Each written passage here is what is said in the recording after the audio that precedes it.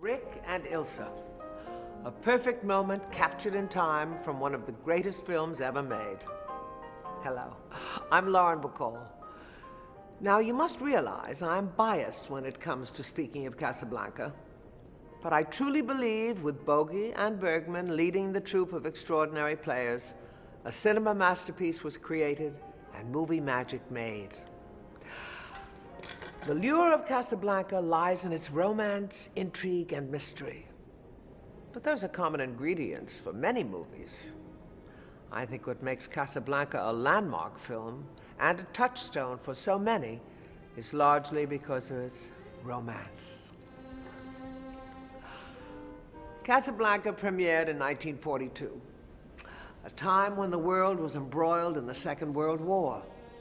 The film perfectly captures the fervor of national pride and sacrifice. It's no wonder Casablanca remains a favorite of audiences around the world. To truly be called a cinema classic, a film has to enter the very fabric of our global conscience. Casablanca has done that and much, much more. Famous lines from the film are quoted so often they have entered the realm of popular jargon. Think about it. When someone says, "Here's looking at you, kid," there is instant identification. And therein lies the magic of Casablanca. So welcome once again to Rick's Cafe Americain. Once you cross the threshold, you'll be caught in the mystical spell of romance, mystery, intrigue, and danger. All courtesy of Bogey, Bergman, and the magic of film. Now there's only one thing left to say. Play it, Sam.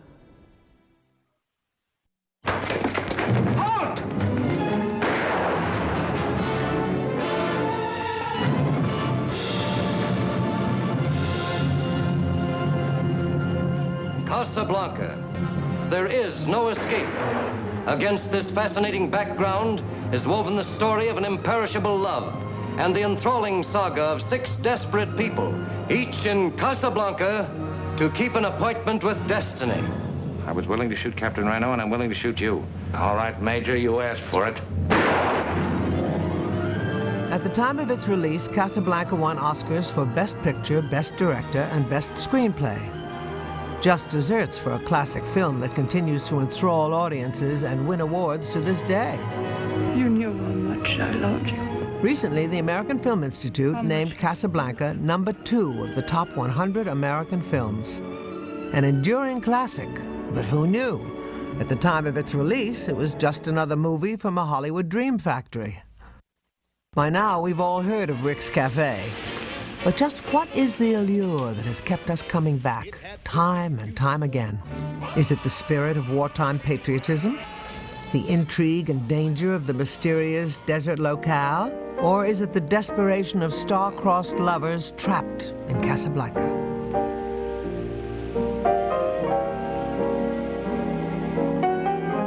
Who are you really, and what were you before? What did you do, and what did you think, huh? We said no questions.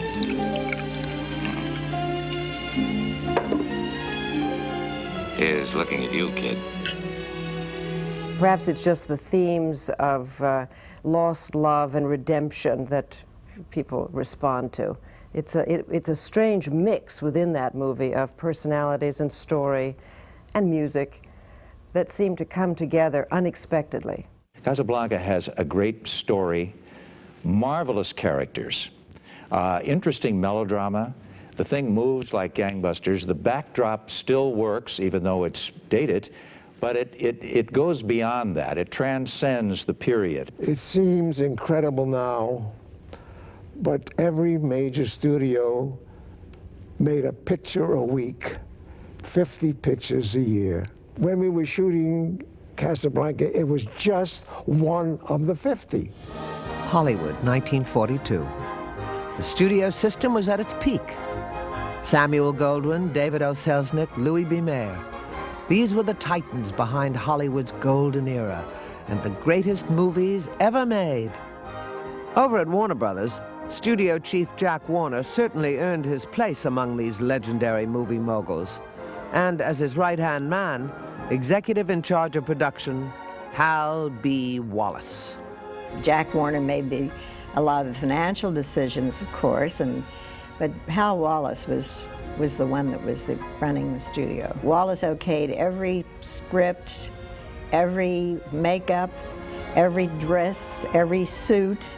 In those days, the major studios were run like that. It was basically Hal Wallace's determination and his instinct for this thing that really made Casablanca the classic that it is. Casablanca was just another place on the map until Wallace got his hands on a play entitled Everybody Comes to Rick's. I used to be sent to New York once a year to look at new plays and try to find new material. And I saw this Everybody Comes to Rick's play, unproduced play. It had been written by Murray Burnett and Joan Allison, but it never got produced. Based upon the travels of playwright Murray Burnett, Everybody Comes to Rick's was a story born directly out of the fear and chaos of a people without hope. Well, originally, he and his wife had gone over to Europe, and this was in the late 30s. And his wife had relatives there. And he was able to see firsthand in Vienna and elsewhere what was happening with the refugee movement. I was upset. I had no idea I was going to write a play, an anti-Nazi play, or a political play. I was ill. I literally got ill. On that same European trip, when I was in the south of France, my friends from Antwerp, from Belgium, said, hey, let's go out tonight to a nightclub, to Cap Ferrat. And we went to Cap Ferrat, to a nightclub. There was a black man at the piano. And I said to my first wife, gee, what a setting for a play. I took it back to the coast with me, and I gave it to my boss, who was Hal Wallace, and we decided to make it. Jack Warner paid more for Everybody Comes to Rick's than had ever been paid for an unproduced play. And true to Hollywood form, a name change was imminent. There had been a very successful picture just a few years before this called Algiers, with Hedy Lamarr, Charles Boyer, the Kasbah, and it conjures up all kinds of romantic, exotic locales, you know.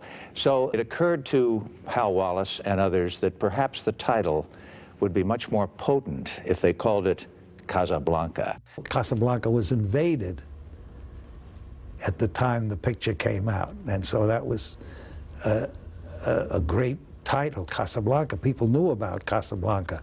You see, they had two things to cover: the conditions of the world regarding the war, and also what was happening. And so they didn't know, they had to watch it day by day. I think that it was very timely. It was in some ways almost a little ahead of its time, because most people in America didn't think of all the people that were stranded in various parts of the world trying to get out. And of course that gave the picture a real feeling of tension, and suddenly people realized what we were in the middle of. At the same time, there was a great deal of humor in it, which the Epsteins were totally responsible for. Philip and Julius Epstein were Hal Wallace's first choice for the difficult task of adapting Casablanca for the screen. Known for their ironic wit, the Epstein brothers turned Casablanca into a desert oasis, full of colorful characters. I have to warn you, sir. I beseech you. This is a dangerous place full of vultures. Vultures everywhere. Thanks for everything. Goodbye, sir. It has been a pleasure to meet you. I'm sorry. And clever conversation. What in heaven's name brought you to Casablanca? My health. I came to Casablanca for the waters. The waters? What waters? We're in the desert. I was misinformed. That was my favorite line, because I think it summed up Bogart's character, the cynic, and is a real piece of chutzpah, that line. And the picture crackles with the Epstein style. What is your nationality? I'm a drunkard. You call the airport and let me hear you tell them. And remember, this gun is pointed right at your heart. That is my least vulnerable spot. How can you close me up? On what ground? I'm shocked to find that gambling is going on in here. You're winning, sir. Oh, thank you very much. Everybody out at once. The Epsteins' impact was mighty, but their stay was short, for they were called to Washington to work on Frank Capra's patriotic documentary series, Why We Fight. The Epsteins had written the bulk of the film up to the beginning of the flashback. And they were in production, and consequently there wasn't enough material coming out. They still had to work on the second half.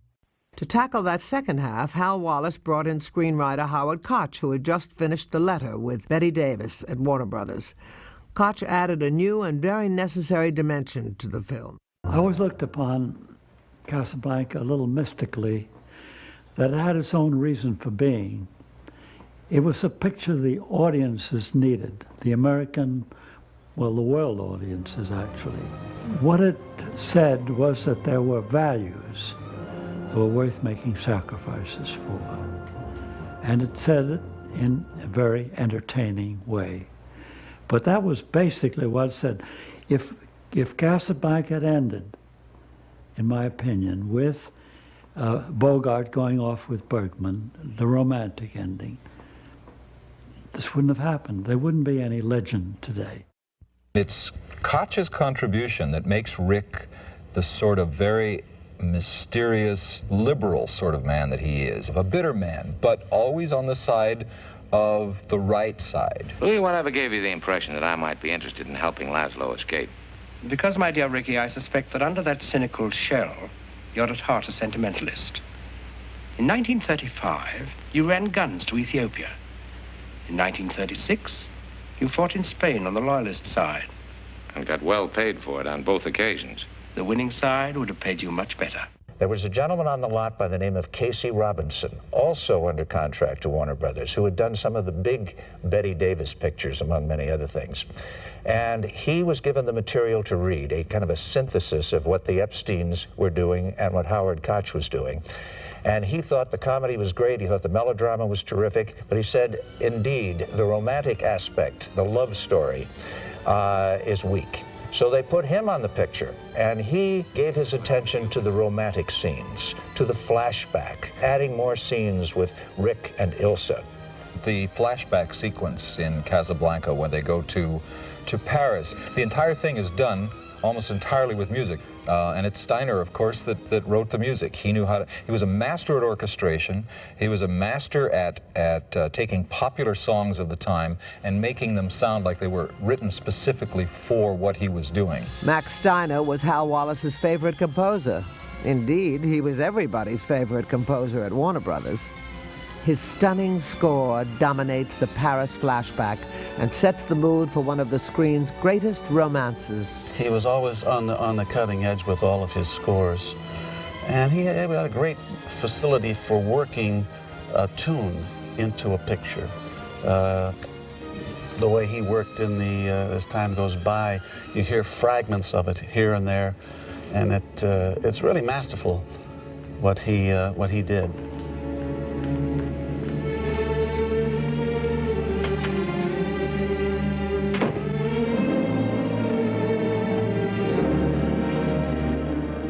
I don't know what's right any longer. You have to think for both of us. For all of us. All right. I will. Here's looking at you, kid. I wish I didn't love you so much. As time goes by, it was never, when it first came out in 1931, it was never a big hit.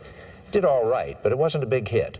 Of course, Casablanca gave it a renewed interest, and people, were suddenly aware of as time goes by. It still had a nostalgic quality about it, however, which was essential. The picture was over, and they were saying that maybe Max would replace that song, as time goes by, with his own.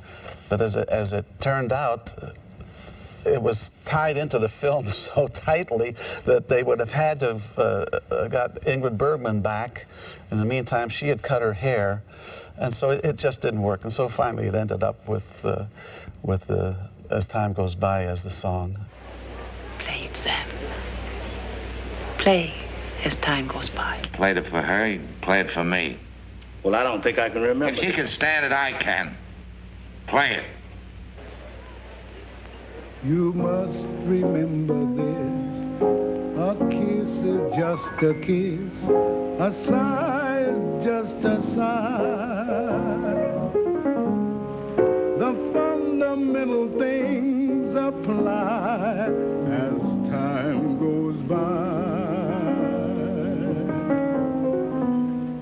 can't hear this song as time goes by without having some kind of an instant recall.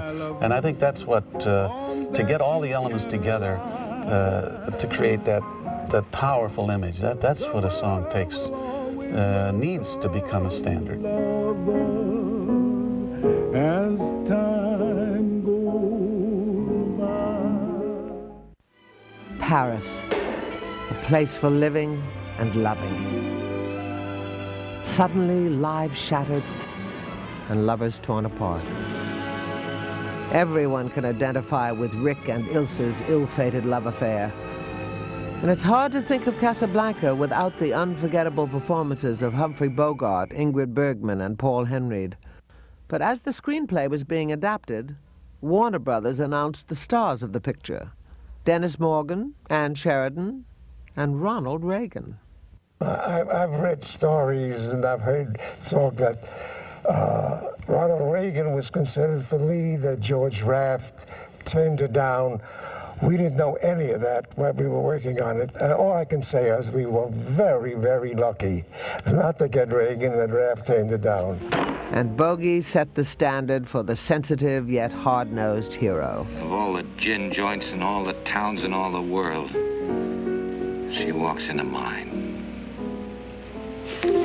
Wallace decided that Ingrid Bergman would be perfect for the role of Ilsa. There was only one catch. Ingrid Bergman seemed to be the ideal choice, but David O. Selznick had Ingrid Bergman under contract. So the deal was, between Selznick and Hal Wallace, that Selznick would loan Ingrid Bergman for Casablanca, and Warner's would loan Olivia de Havilland to David O. Selznick. Well, my brother and I were called into Hal Wallace's office, and he said, Selznick wants to hear the story before he'll give us Bergman. And we said, what story? We haven't worked it out yet. And he says, wing it. So we went to Selznick's office, and he was having lunch at his desk, and he was eating soup, and he never looked up at us. He said, go ahead. And we said, you know, it's Casablanca, and the refugees are coming in, and they're in trouble, and they have to get out, and they have letters of transit, and some couriers have been murdered, and there's a man who sells the letters of transit, and there's a Bulgarian couple comes. I keep on talking, and I suddenly realized that I've talked about a half hour or 45 minutes of the story, and Bergman's character hasn't appeared yet. And he hasn't looked up at us yet. So I said, oh, here comes the key word. I said, oh, mad. It's going to be a lot of mad like Algiers. A lot of cigarette smoking, guitar. And he looked up and he nodded, and we knew we had Bergman. Said Hal Wallace, she's the only actress with the luminous quality, the warmth and tenderness for the role. I tried to stay away. I thought I would never see you again. That you are out of my life.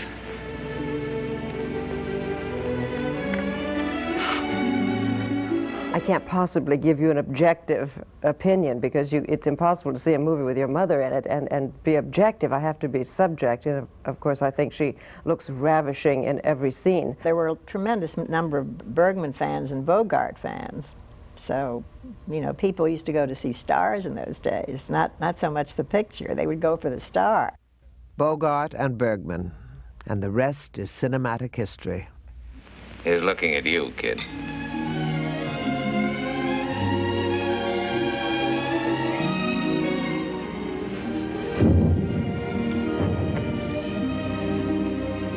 Is that cannon fire? Or is it my heart pounding? Wherever they put you, and wherever I'll be, I want you to know that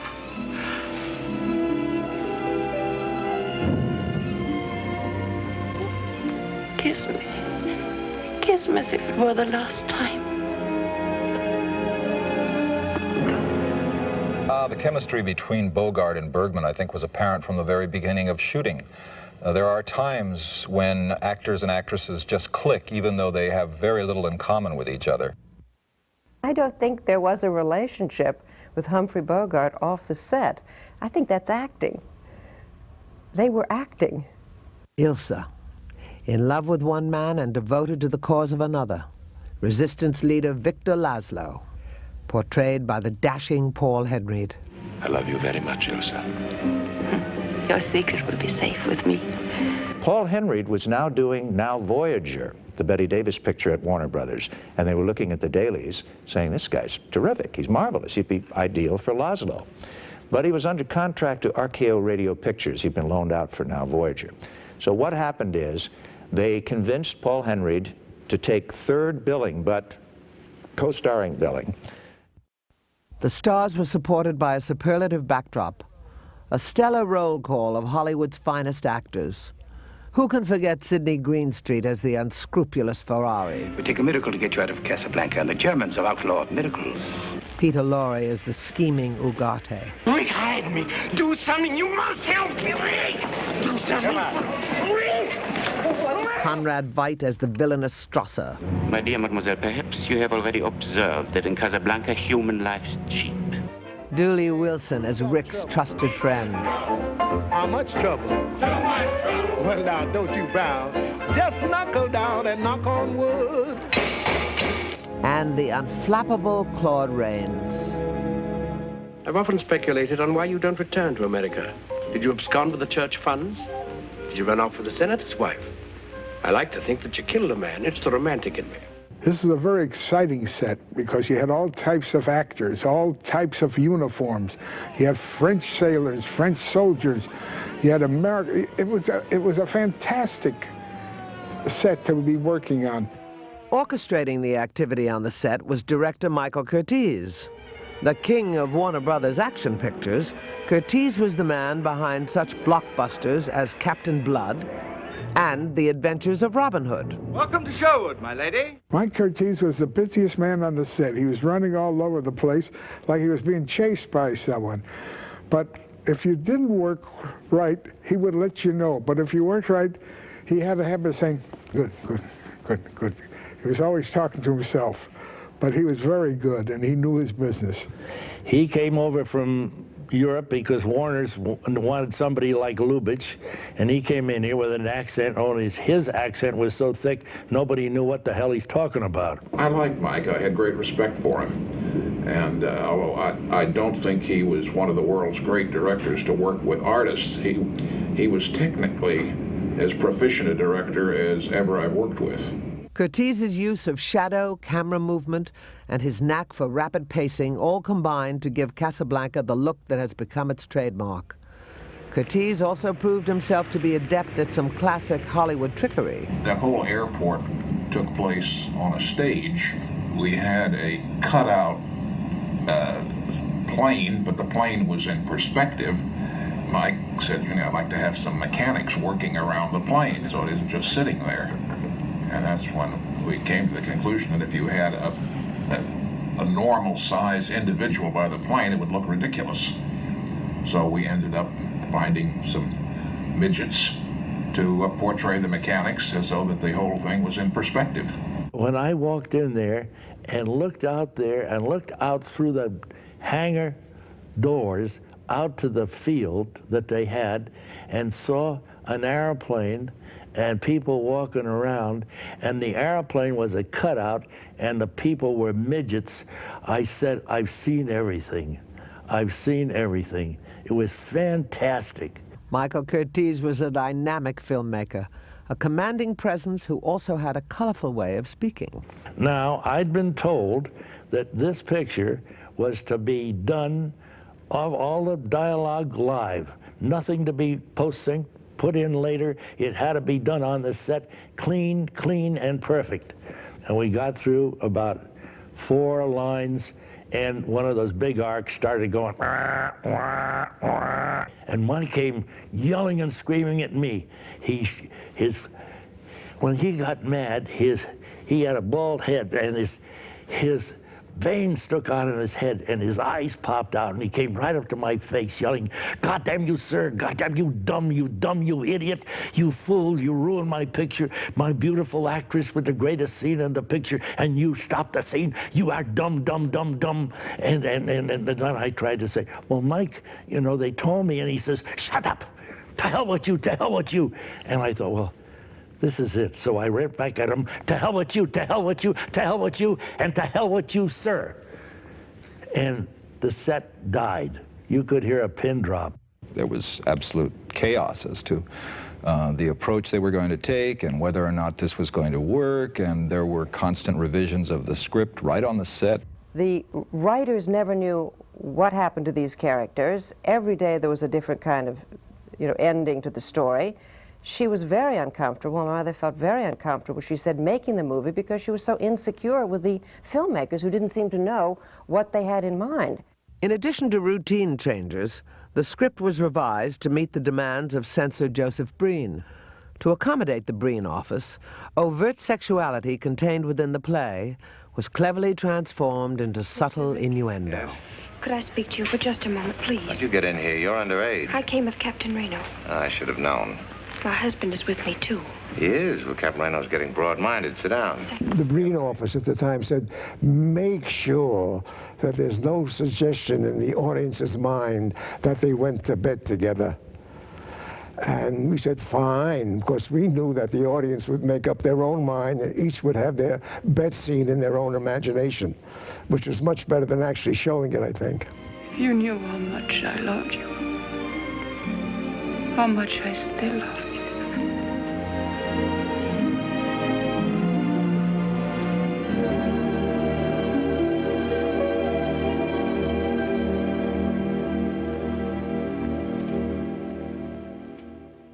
Warner Brothers was firmly dedicated to the war effort, and Casablanca was no exception. What if you murdered all of us? From every corner of Europe, hundreds, thousands would rise to take our places. Even Nazis can't kill that fast. Play La Marseillaise. Play it.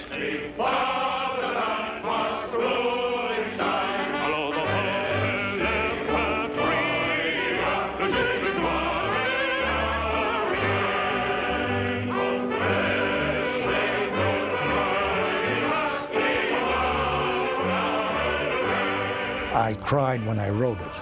I literally cried when I wrote it. Tears. Actual tears. I was writing and I cried. It was that powerful to me, and it was that powerful in the film.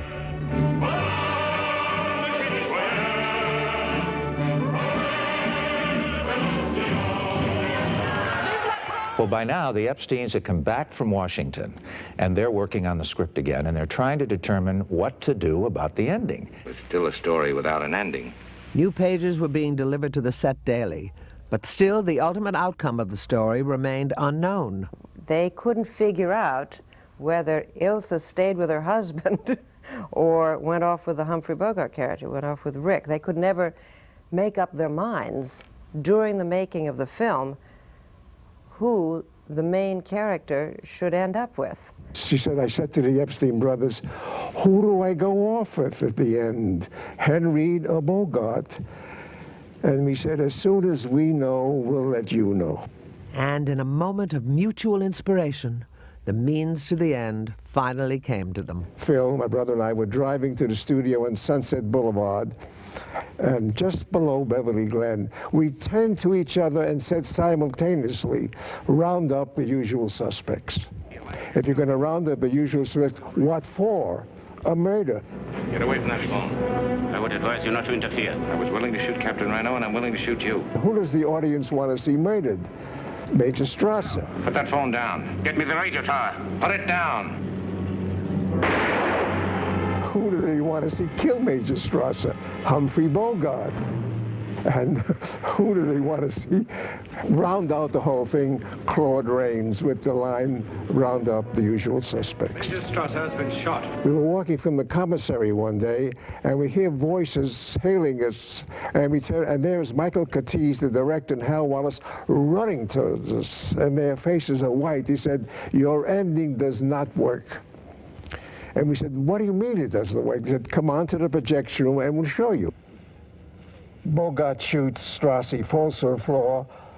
The gendarmes walk in, and Claude Rains says, Major Strasser has been shot, round up the usual suspects. We said, you can't do that. You've got to show a shot of Bogart waiting, a shot of Rains looking at him back and forth, and then he says, round up the usual suspects.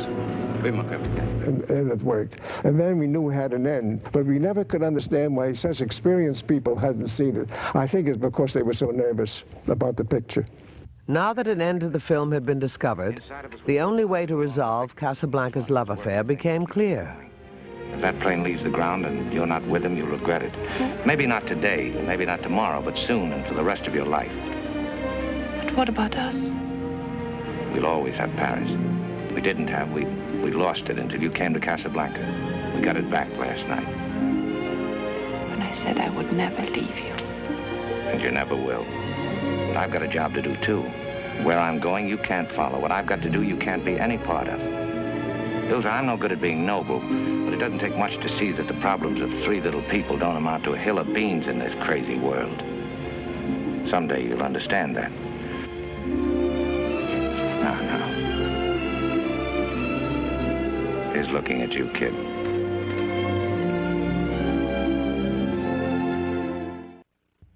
You know, it's an ideal ending because you have something for everybody, really. I think it's a film that sort of resonates within you, and as you get older, you appreciate more things in it. True yesterday, true today, true tomorrow. That's my definition of a classic. They become icons, and they've become symbols, and they've moved into the culture beyond the film. It's gone beyond just being a story. Principal photography was completed. The fate of our characters decided.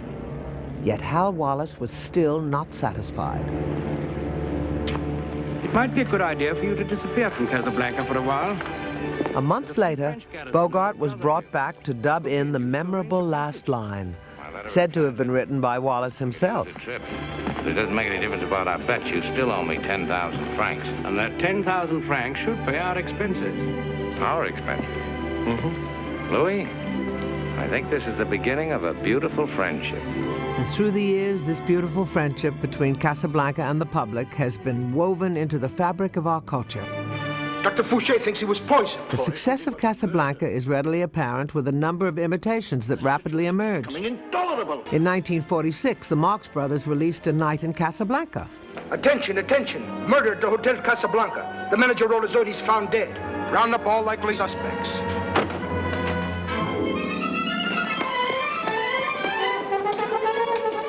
What do you think you're doing? Holding up the building? Come on!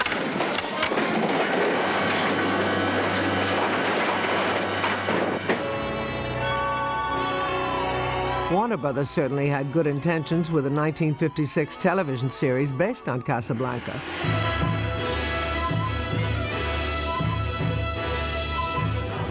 As a segment of Warner Brothers' television anthology series, this World War II drama was a study in 50s sensibilities. How unhappy! The series tried to capture the magic of the film. Knock on wood. And the magic eluded them. A kiss is still a kiss. Undaunted, Warner Brothers tried again in 1981. The fundamental. This series starred Scatman Crothers as Sam, David Soul as Rick, If you have been in Casablanca for and any Hector length of Elizondo as Reno. searches, round up the usual suspects. Again, the magic was missing.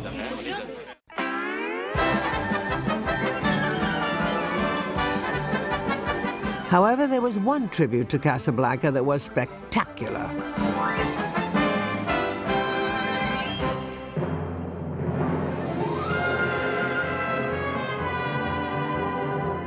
Who's got trouble?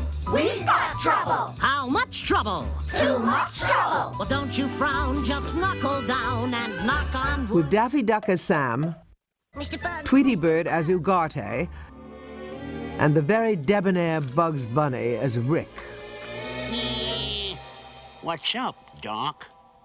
I'm sure I wouldn't know. Carrot Blanca was a clever and fitting tribute to a cinema masterpiece. Of all the juice joints in all the towns in all the countries in all the wilds, she picks this one. I know what you mean.